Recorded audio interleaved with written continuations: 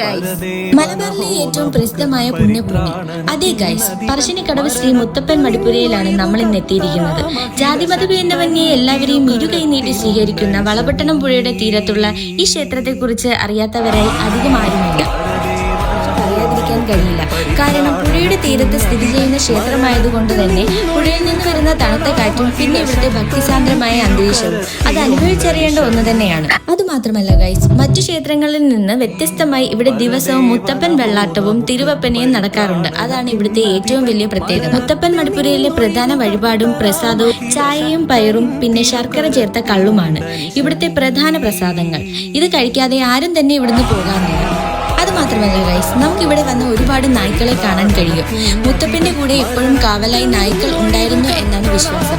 അതിനാൽ ഭൈരവമൂർത്തിയായ മുത്തപ്പന്റെ വാഹനമായാണ് നായ്ക്കളെ കണക്കാക്കുന്നത്. ഇവിടെ എത്തുന്ന നായ്ക്കൾക്ക് പ്രത്യേക പരിഗണനയും ഭക്ഷണം നൽകാറുണ്ട്.